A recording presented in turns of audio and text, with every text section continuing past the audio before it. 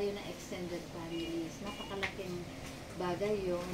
Na-bless naman tayo dahil kahit iniwan niya yung 3 anak niya plus yung asawa niya, lakas ng loob nga niya na umuwing mag-isa. Kaya pinapupurihan natin ang Diyos sa ginawa sa kay Lydia.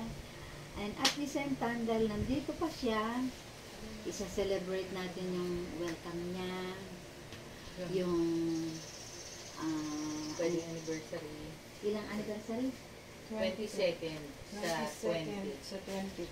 22nd anniversary. 70 ngayon. Wedding anniversary. Ako ang nagninang nun. Pero Hindi pa saka ako na ikwento kung maganda ang nangyari. Muntik na hindi siya maakasal kay Rufino. Pero dahil mapapel ako, natakot yung judge sa akin. Ayun. At ngayon, naka-22 years. Naka-22 years. Balikan natin si Judge. Balikan Sa natin. Vizcara. Hindi, kasi sabi niya, Ninang, mukhang hindi kami makakasal ni Rufino. Bakit? Andun na sila sa Bantay Municipal Hall. Bakit? May kulang daw na isang papel si Rufino. Kailangan daw may presenta yun bago kami ikasal. Ay, hindi pwede. Darating ako dyan. Sinasamahan ko yung mga kasama kong atat na mag-shopping sa Bigan. Mga first timer nakarating sa Ilocos Sur. Ayun. Hinanap ko yung sabi ko, Miss, sabi ko, asan ang office ni Judge? Si Judge Vizcara ba nandyan? Opo. Ay, gusto ko kasi makausap. Sige po, kumatok po kayo. Hindi ko pa sinasabi problema. Nagkatok ako, sabi niya, kain. Makita ako. Sabi ko, good morning, Judge. Ang ganda ng aking English. Before I'll talk to you, I will introduce myself to you. If you remember, Mary Grace Pasqua. Yes, I remember Mary Grace Pasqua. She's my daughter. And she's the ex-girlfriend of your son. Sabi niya, oh yes, I remember it. Gustong-gusto ko nga mapangasawa ng aking anak, si Bisky, yung anak mo. Oh, that's it. Now, I'm one of the witness dun sa ikakasal. Judge, na ayaw mo raw ikasal. Sabi niya, Lete!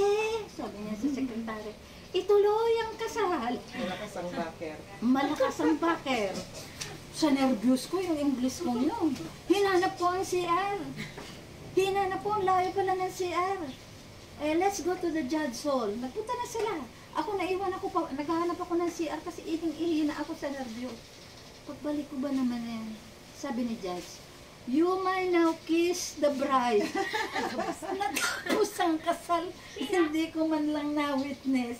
Grabe ang nangyari. So, yan ang pinakamagandang nangyari sa wedding ni Rufino at saka ni Lydia. Na, talaga natuwa ako na ninervyos. Naghanap pa ako ng sihat para maging komportable naman ako na mag-witness. Hindi ko na nga inabot. Napakabilis ang pangyayari. Tapos ini-invitean pa niya kami na doon na raw kami kakain sa bahay nila. At tatawagan daw niya misin niya para makilala daw ako na ako ang mother ni Mary Grace. Dinatawa lang ako. Sabi ko hindi ko pwede kasi po may handa na po sa bahay ng bride. Doon na po kami kakain. At uuwi din po kami sa Ilocos Norte. Napakabilis ng mga biyahe namin. O di nangyari nga yun. That is 22 years ago. And then we will be also praying for Lydia sa kanyang nalalapit na biyahe sa 22. Pabalik na siya ng Oahu Island sa Hawaii. Nakapiling niya uli ang kanyang mga minamahal na anak at pamilya. Nakausap ko kanina si Rufino. Sabi ko, hindi ka nagbabago, pogi ka pa rin. Ayaw tumingin pogi ka pa rin. Asan ang mga chikiting? Nasa taas po nila, nanonood ng TV. Saan yung isa? Busy po, may ginagawa. Natuwa naman ako. Sabi ko, tingnan mo nga naman walang imposible talaga sa Panginoon. Walang malayo at malapit. Saglit ka lang kasi nung pumunta ka noong 2008. Oo, 2 weeks? No, but 15 days.